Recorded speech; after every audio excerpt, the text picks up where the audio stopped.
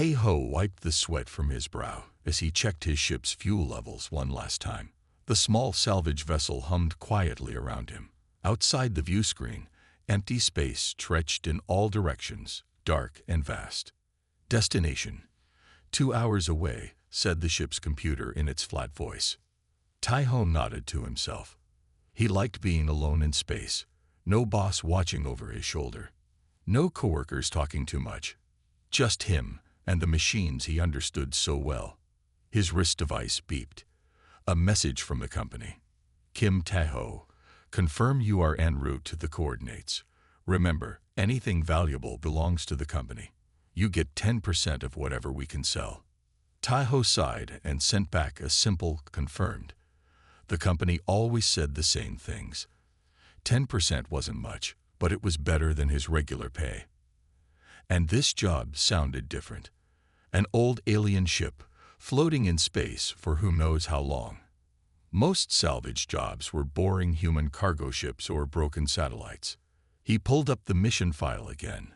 The ship was found by a passing trade vessel. It didn't match any known current ships. That meant it might be very old, or from a species humans rarely met. Either way, old tech could be worth a lot. Tae-ho opened a small metal box beside his seat. Inside were his special tools, ones he had made himself over the years. Other mechanics might have fancier equipment, but Tae-ho could fix almost anything with these. His ex-wife used to say he cared more about broken machines than people. Maybe she was right. Unknown vessel now visible, the computer announced. Tae-ho looked up quickly. There it was, a dark shape against the stars. As his ship moved closer, lights automatically turned on, illuminating the alien craft. Wow, Tae-ho whispered. The ship was like nothing he had ever seen. It was long and curved, almost like a sea creature. No hard angles or straight lines like human ships. Its surface had a dull purple color, with strange patterns that might be writing or just decoration. Some parts of the hull seemed to shift color slightly as the light hit them differently. Computer, any matches in the database? After a moment, the computer replied, partial match. Ship design shares 78% similarity with Navy vessels, documented 300 years ago. Tae-ho's eyes widened. The Navy were famous, even though no human had seen one in centuries. They were said to be brilliant engineers who suddenly disappeared from known space. Their technology was highly advanced. If this really was a Navy ship, even a small piece of working tech would be worth a fortune. He carefully maneuvered his salvage vessel alongside the alien ship. There was no response to his communication attempts. Scans showed extremely low power readings. The ship wasn't completely dead, but close to it. Tae-ho put on his spacesuit and checked his oxygen levels. The suit was old but reliable, like everything else he owned. He made sure his tool belt was secure and that his wrist computer was fully charged. The small scanner attached to his arm would help identify valuable materials. Beginning docking procedure, he told the company through his communication link. There was no reply, but he knew they were recording everything. The airlock connected with a soft thud. Tae-ho took a deep breath and opened the door to the alien ship. His helmet light cut through the darkness, revealing a strange corridor with walls that seemed to be made of something between metal and glass. The air was breathable, according to his scanner, but stale. The ship must have been floating here for years, maybe decades. As Tae-ho stepped inside, his boots made a soft echo. The gravity was working, slightly less than Earth normal. "I'm in," he reported, his voice sounding loud in the quiet ship. Beginning exploration. He didn't know then that this routine salvage job would change his life forever. Somewhere deep in the ship, something waited that no price could be put on. Tae-ho moved slowly through the alien ship. His footsteps echoed in the empty halls. The walls glowed faintly with a blue light that seemed to follow him. He had been exploring for an hour but had found nothing worth taking. The engine room should have the best parts, he said to himself. His voice sounded strange in the quiet ship. He followed the corridors downward. The ship was huge, much bigger than it looked from outside. Tai-Ho checked his map on his wrist computer. He was getting closer to where the engine should be. A soft sound made him stop. He turned off his helmet light and listened. There it was again, a low rumble, like a growl, but then ending in a whimper. It came from a side hallway he hadn't noticed before. "Hello," Tai-Ho called out. "Is someone there?" No answer came, but the sound happened again. It didn't sound like a machine. It sounded alive. Tai-Ho turned his light back on and slowly walked toward the noise. His heart beat faster. The company hadn't said anything about living things on the ship. The side hall led to a large room. Tai-Ho's light beam swept across the space. Strange tables with straps, tools hanging on walls, screens with alien writing. It looked like some kind of lab. Then his light found something in the corner. Tai-Ho froze. Chained to the wall was an alien creature that looked like a large lioness from Earth, but this was no animal. Her eyes showed clear intelligence, and around her neck was a metal collar with blinking lights. Her golden fur was dirty and thin in places. She growled when the light hit her eyes. "I won't hurt you," Tai-Ho said softly, lowering his light. The alien lioness watched him carefully. She pulled against her chains, but they held tight. Then Tai-Ho noticed movement behind her. His breath caught in his throat. 3 small cubs huddled behind their mother. They were thin and scared, their big eyes reflecting his light. "You have babies," Tai-Ho whispered. He stepped closer, and the mother alien let out a warning growl. Tai-Ho stopped and slowly took off his helmet. He wanted to show his face, to seem less threatening. "My name is Tai-Ho," he said, pointing to himself. "I'm human." The lioness watched him for a long moment. Then, to his surprise, she spoke. Her voice was rough, like she hadn't used it in a long time. "Nara," she said, pointing one clawed hand at herself. The translator in Tai-Ho's wrist computer beeped as it worked to understand her language. "Songni," she added, gesturing to herself and her cubs. Tai-Ho guessed this was the name of her species. Tai-Ho took out his water bottle. He poured some into his hand and drank it, showing it was safe. Then he carefully approached and offered the bottle. Nara sniffed it suspiciously. One of the cubs whined, and she finally accepted the water. The cubs watched with wide eyes as their mother drank. "How long have you been here?" Tai-Ho asked. His translator worked for a moment, then relayed her answer. "Many cycles. Cubs born here." Tai-Ho looked at the chains and the room around them. This was no normal ship. This was a prison, or worse. "The Navy did this?" he asked. Nara's eyes narrowed at the name. "Navy scientists. They'd made tests. Make us stronger, faster. When they left, forgot us." Tai-Ho felt anger rising in him. The ship had been abandoned with Nara and her cubs still chained up, left to die slowly as the systems failed. He reached for his tool belt. "I'm going to free you." Nara watched his every move as he examined the chains. They were made of a strange metal with complex locks, but Tai-Ho had never met a lock he couldn't open. "This will take time," he said. "But I promise you won't die here." One of the cubs came forward a little curious about the human. Its small face looked up at Tai-Ho with hope that broke his heart.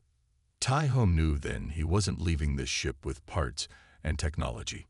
He was leaving with something much more important. Tai-Ho returned to his ship quickly. He grabbed food, more water, and his best tools. On the way back to Nara and her cubs, he thought about what to do next. The company would want him to report finding aliens on the ship, but he knew what would happen then. They would be taken away, studied, maybe even put in another lab. When he entered the room again, Nara watched him closely. The cubs hid behind her, except for the smallest one who peeked around her leg. "I brought food," Tai-Ho said, showing a container of protein bars. They weren't tasty, but they had good nutrients. Nara didn't reach for the food. She bared her teeth a little. "Poison," the translator said, turning her growl into a word. Tai-Ho shook his head. He broke off a piece of the bar and ate it himself. Not poison. Food. For strength. He set the container down where she could reach it. Then he started working on the chains. They were complex, with strange locking mechanisms he had never seen before. But every lock had a weakness. That's what his father had taught him before he died. While he worked, Nera finally took the food. She sniffed it carefully, then gave small pieces to each cub before eating any herself. The smallest cub ate quickly and looked for more. "How did you end up here?" Taiho asked as he worked on the lock. Nera was quiet for so long he thought she wouldn't answer. Finally, the translator picked up her words. Songdi are known as warriors. Strong, fast, good senses. Navy scientists wanted to make better warriors. Took many of us from home planet. I fought, but they took me when I was carrying cubs. She looked at her babies. They born here. Never seen outside. Never seen stars or grass. Taiho felt a lump in his throat. He worked faster on the chains. "The ship is very old," he said. "How did you survive so long?" Food system still worked. Little food, just enough to live. Water too. But system getting weaker. Less food comes. Soon, nothing. One of the locks finally clicked open. Taiho smiled. 1 down. 3 to go. The smallest cub moved closer to Taiho. It made a soft sound, almost like a purr. Nara warned it back with a low growl, but the cub seemed curious about the human. "What are their names?" Taiho asked, pointing to the cubs. Nara's eyes softened a little. Sun is oldest, strong like father. Mun is middle, smart one. Hai is smallest, too curious. As if to prove her right, Hei inched closer to Taiho again, sniffing at his tools. Taiho smiled but didn't touch the cub. He needed to build trust slowly. The second lock was harder. Taiho's hands were getting tired. He had been on the ship for many hours now. The company would expect an update soon. "I need to tell my ship I'm still working," he explained to Nera. "But I won't tell them about you. Not yet." Nera tilted her head.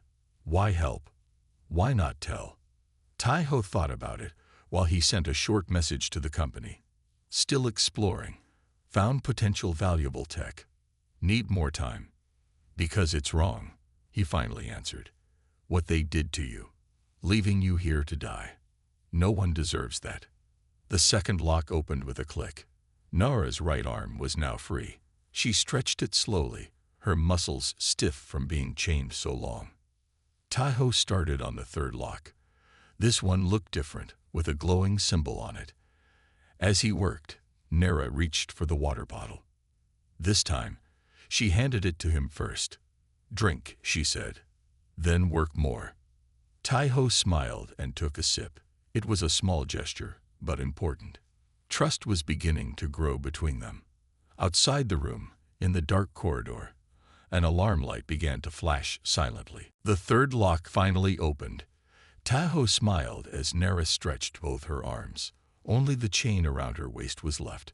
Ha, the smallest cub, was now sitting close to Taiho, watching his hands work with big eyes.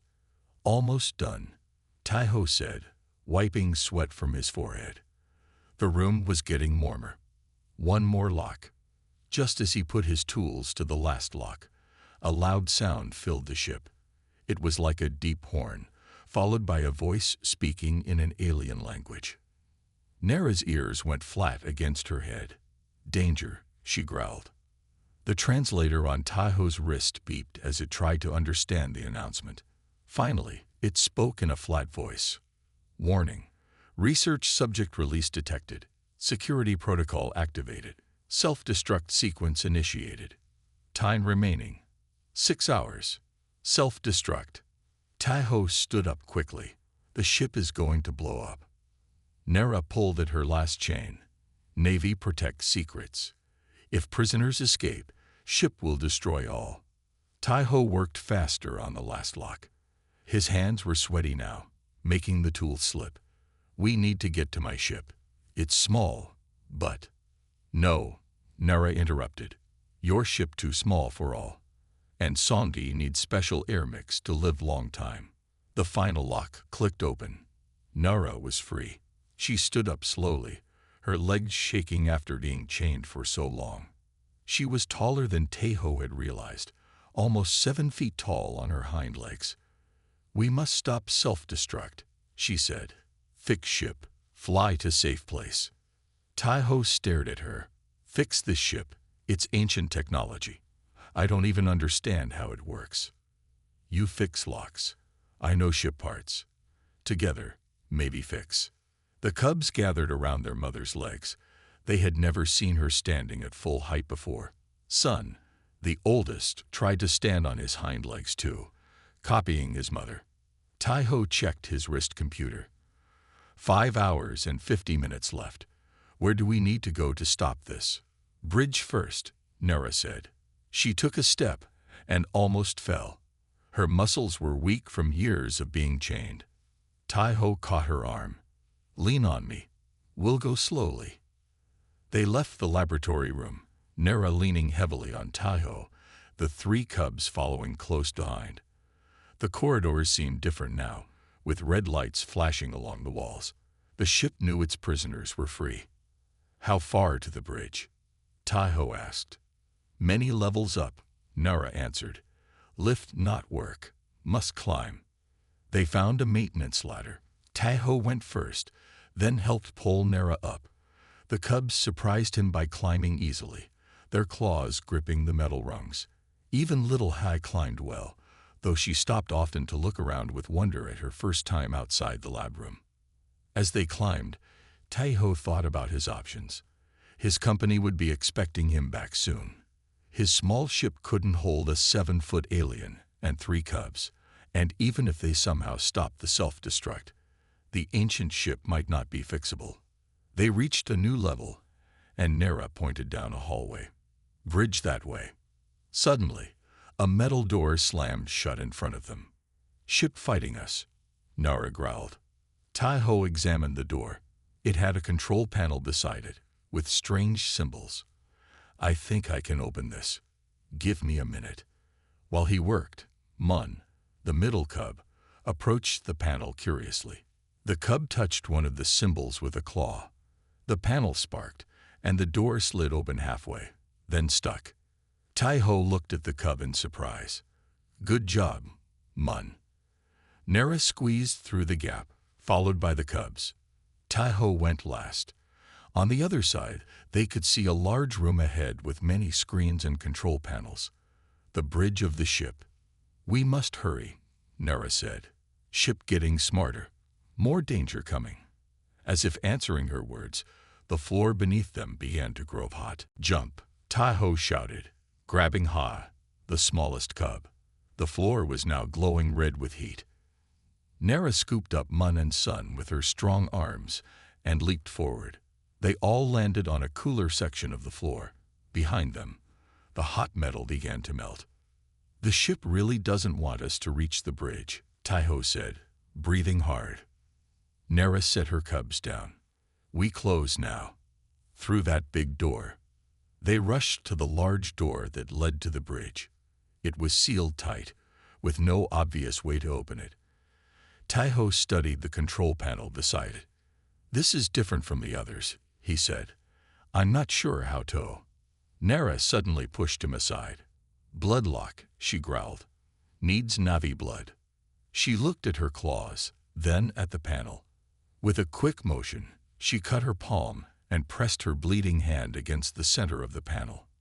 What are you doing? Tahoe asked, shocked. Navi changed my blood.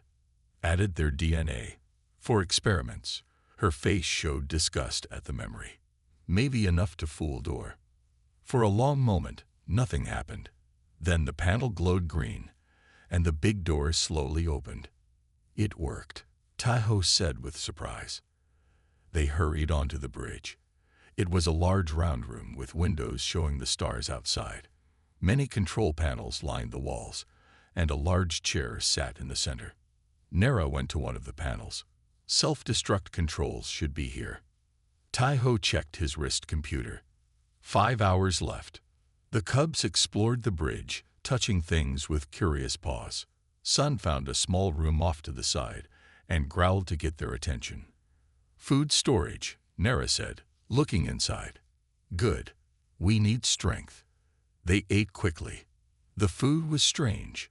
Small purple cubes that tasted like nothing to Taiho, but seemed to please Nara and the cubs. After eating, they focused on the self-destruct controls. Nara pressed buttons and explained what she knew to Taiho. I watched guards use panels, learned some things. But after many tries, Nara growled in frustration. Cannot stop here. Must go to engine room. Taiho nodded. Then let's go there. How do we get to the engine room? Down. Many levels down. As they prepared to leave the bridge, He suddenly made a sad whimpering sound. The small cub was shaking, its fur hot to the touch. Has sick, Nara said with worry. Too much excitement. Never been outside lab before. Taiho knelt beside the cub. We need to find medical supplies. Med bay near engine room, Nara said. But long way. Hard journey. Taiho picked up Ha carefully. The cub felt light in his arms. Too light for its size. I'll carry Ha. You lead the way. They left the bridge and found another maintenance shaft to climb down. This time, they had to be careful of traps. The ship sent rolling balls of energy down corridors.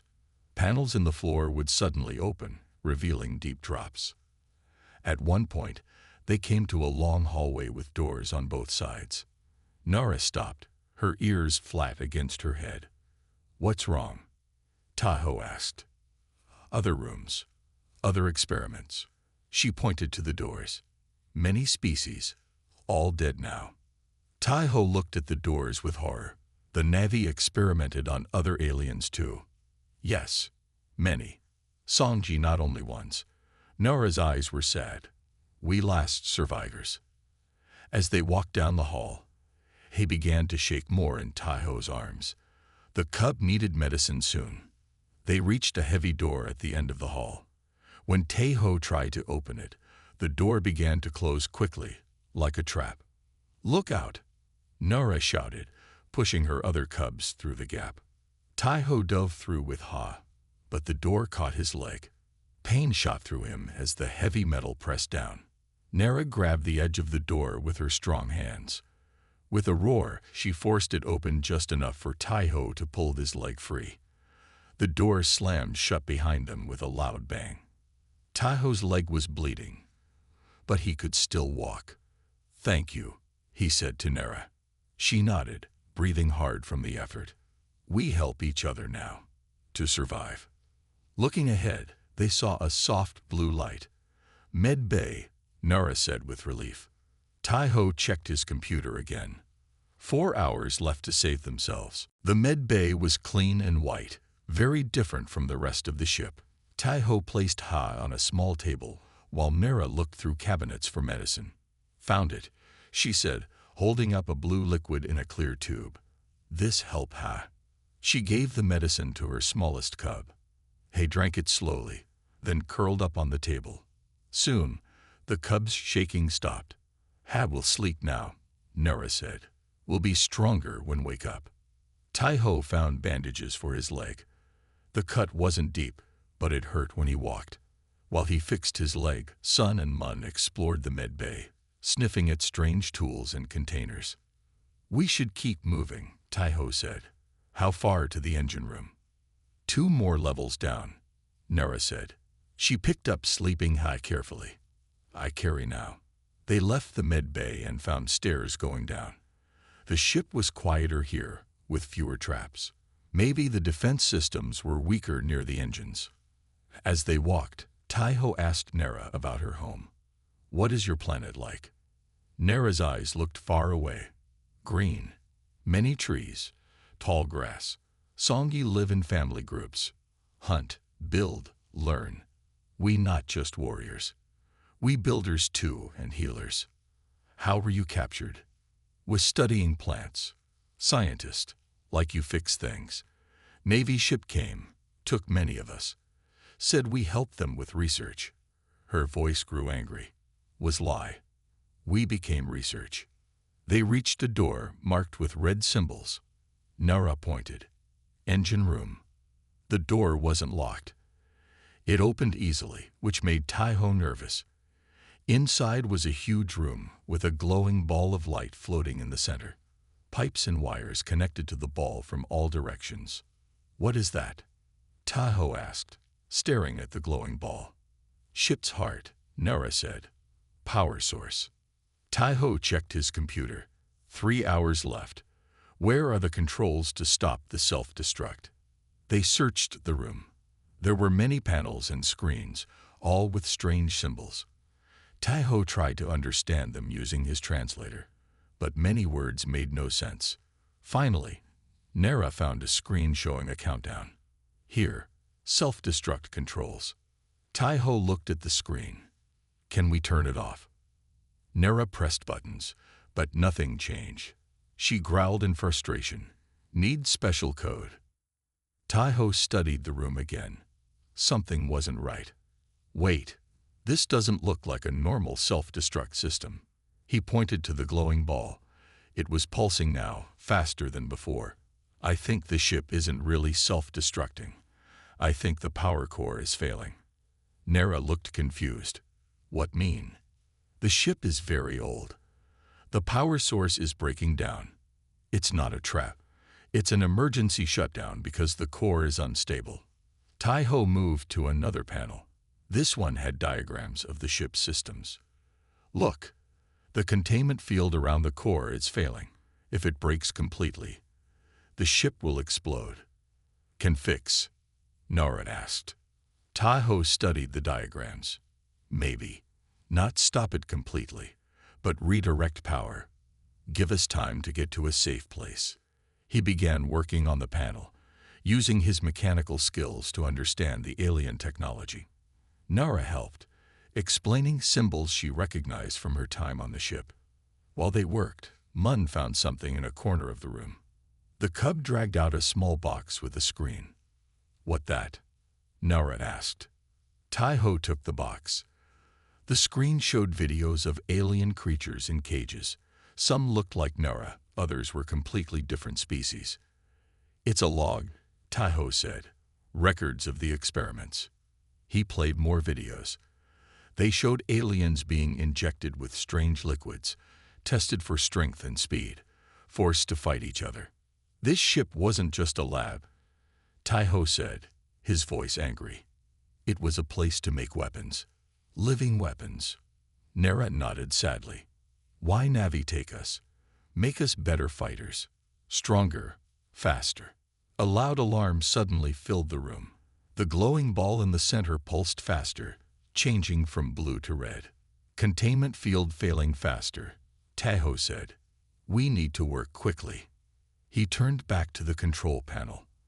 I think I can reroute power from the weapons systems to the life support and engines.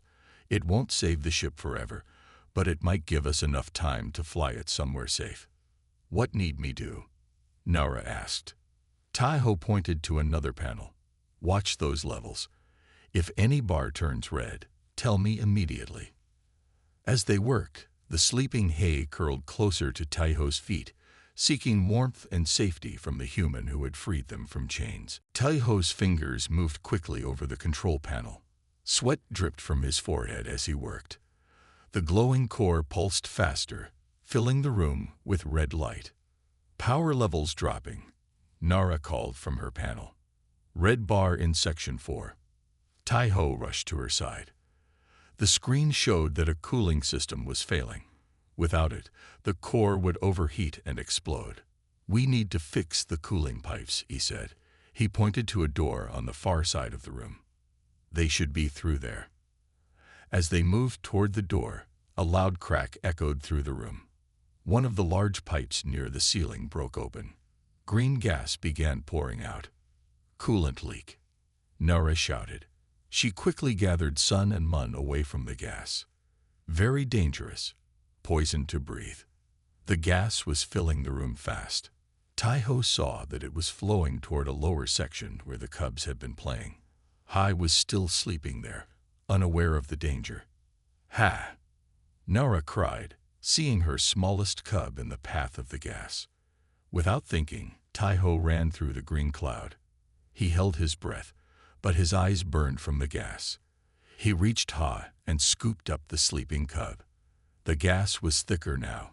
Tai-Ho couldn't see the way out. His lungs burned for air. Just as he was about to take a breath, a strong hand grabbed his arm. Nara pulled him and Ha out of the green cloud. Tai-Ho gasped for air, coughing hard. His skin felt like it was on fire where the gas had touched it. "You saved Ha," Nara said, taking her cub from his arms. "Thank you." Tai-Ho nodded, still coughing. "The leak. We need to seal it." He looked around and saw an emergency kit on the wall. Inside was a repair patch designed for the ship's pipes.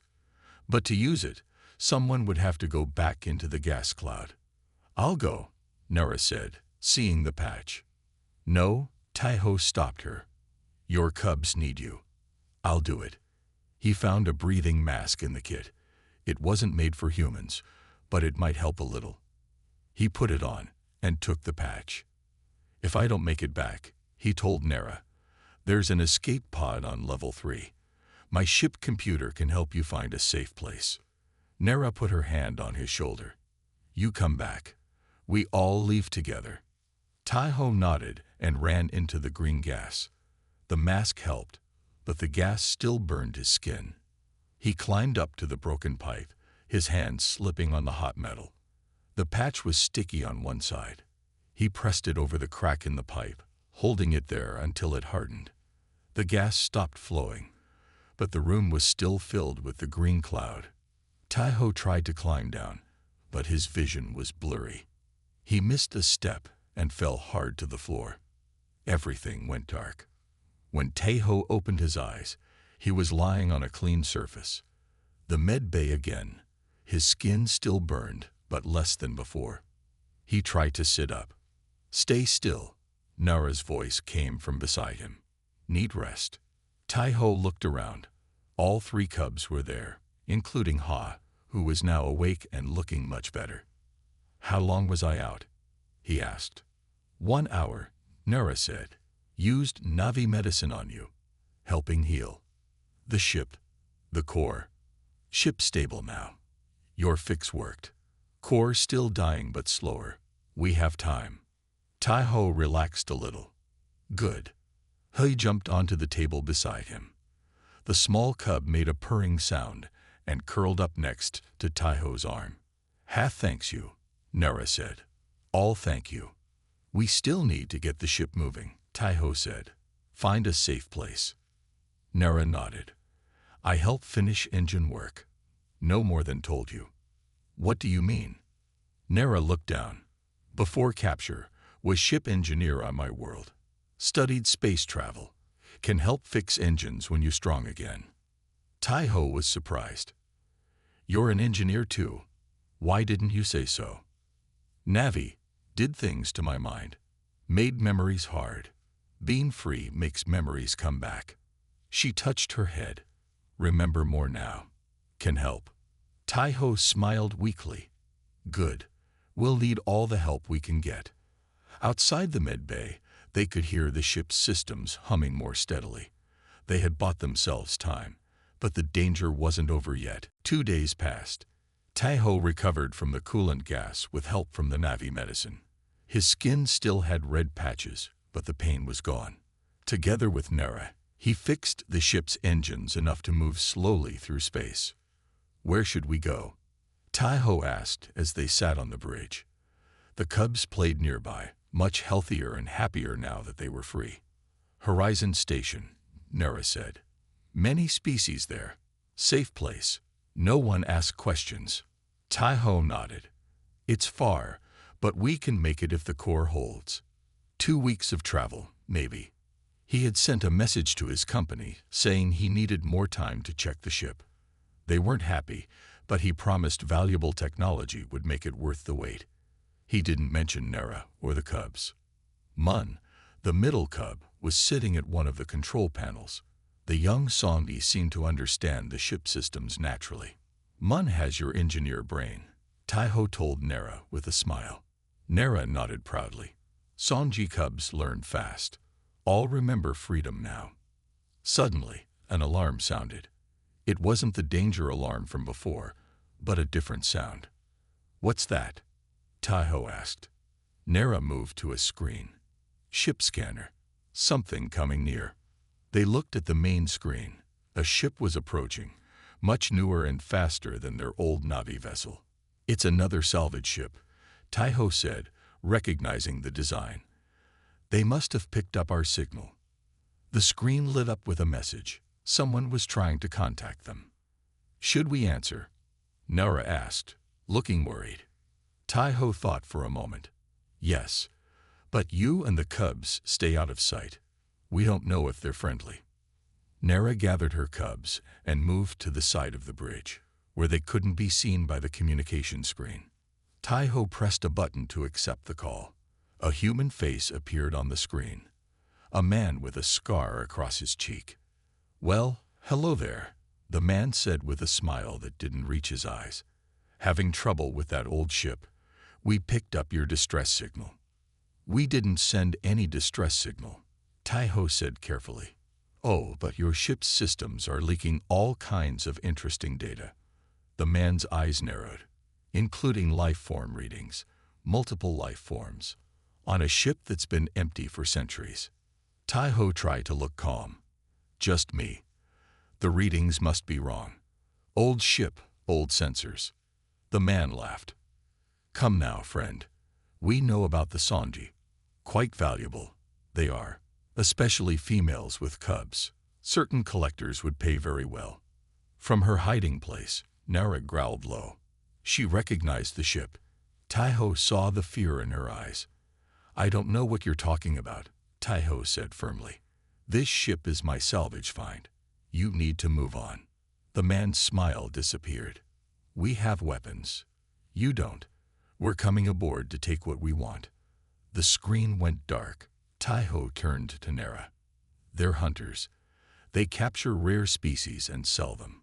Like Navi did, Nera growled, holding her cubs close. We need a plan, Taiho said, thinking fast. Your ship has weapons? He asked Nera. Yes, but not work well.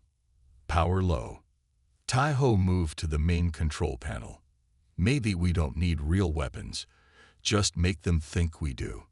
He began pressing buttons, redirecting the little power they had. We can make it look like the core is about to explode. Create a false radiation wave. Nera joined him, her engineer knowledge helping. Together, they created a fake emergency. Warning lights flashed all over the ship's outer hull. The core's energy readings spiked on external scanners. Now we send them a message, Taiho said. On the screen, the hunter's face appeared again. Before he could speak, Taiho shouted, Get away. Core breach. Radiation wave coming. The man's eyes widened as his own ship's sensors showed the fake readings. You're bluffing. No time. Taiho cut him off. Ship unstable. Get clear now or be destroyed. Behind the man, alarms were sounding on his ship. Someone shouted about radiation levels rising. This isn't over, the man growled. We'll tell others about you. The screen went dark again. On another display, they watched the hunter's ship turn and speed away. They gone, Nera said with relief. But we'll come back. With more ships. Taiho nodded grimly. We need to hurry to Horizon Station, and we need a better plan when we get there. Sun, the oldest cub, came to stand beside Taiho. The young Songi looked up at the human with trust in his eyes. Taiho knew then he would do anything to protect this family. His family now. 12 days passed on the slow journey to Horizon Station. Taiho and Nera took turns watching for hunter ships. The cubs grew stronger each day, playing and exploring the ship that had been their prison for so long. Look, Taiho said one morning, pointing at the main screen. Horizon Station. They all stared at the huge space station. It looked like a giant wheel spinning slowly in space. Hundreds of ships moved around it like busy insects. So many ships, Mun said in a small voice. The cubs could now speak a few words in Taiho's language. Many people, many species, Nara explained to her cubs. First time you see others besides Nevi and Taiho. Taiho sent a message to the station. Damaged ship requesting emergency docking. 5 passengers. Need help. The station sent back a docking number and directions. Taiho carefully guided the old ship toward their assigned spot. What happened when land? Nara asked, looking worried. I have a plan. Taiho said, my company has offices on this station. I'll register you as refugees, not as salvage. That will give you protection under space law. The ship landed with a gentle bump. Outside the windows, they could see dock workers watching the strange old vessel with curious eyes. Stay close to me, Taiho told Nara and the cubs. Let me do the talking. They walked to the ship's exit. Before opening the door, Taiho knelt down to look at the cubs. You're safe now, he promised them. No more chains. Ever. The door opened. Bright lights and noise greeted them. The cubs pressed close to Nara's legs, scared by so many new things. Station guards approached, hands on their weapons. Identify yourselves, one guard said. Taiho stepped forward. Kim Taho, salvage mechanic. I found this family abandoned on that ship. They were prisoners, experimented on. They need asylum. The guards looked at Nara and the cubs with surprise. One guard spoke into his radio. After a few minutes, more officials arrived. We need to register them, a woman in a blue uniform said, and hear their story. Taiho stayed with Nara and the cubs during the long questions. He explained how he found them, how they escaped together, and how hunters had tried to capture them. Officials took pictures and samples of their DNA for records. The Songi are a protected species now. The woman told them when it was done. After so many were taken for experiments, the Galaxy Council made special laws to protect them. So they can stay here. They're safe. Taiho asked. Yes, they have refugee status. They can live here or travel to safe worlds. Taiho felt relief wash over him. He looked at Nara, who was holding back tears of joy. The cubs were sniffing at everything in the office, curious about all the new smells. 6 months later, Taiho stood in his new repair shop on Horizon Station. Since leaving the salvage company, he had opened his own business fixing machines and ships. It was small, but he had many customers already. The door opened, and Nara walked in. She wore a tool belt around her waist. Her fur was now thick and healthy, her eyes bright. The Jenkins ship is fixed, she said. Engine working perfectly now. Taiho smiled. I knew you could do it. You're a better engineer than me. Different, Nara corrected. We good team. The cubs ran into the shop. They were much bigger now. Sun and Mun wore student badges from the station school. Had carried a drawing of the stars. Teacher says I draw best stars, He said proudly, showing Taiho the picture. A customer walked in and looked surprised at the family of lion-like aliens working with a human. Unusual partnership you have here, the customer remarked. Taiho smiled as He climbed onto his shoulders, something the cub did often. Not really, he said. Family isn't about what species you are.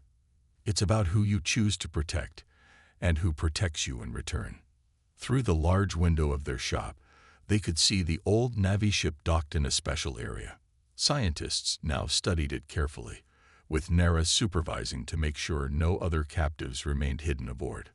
Taiho's computer beeped with a message about another abandoned ship found in deep space.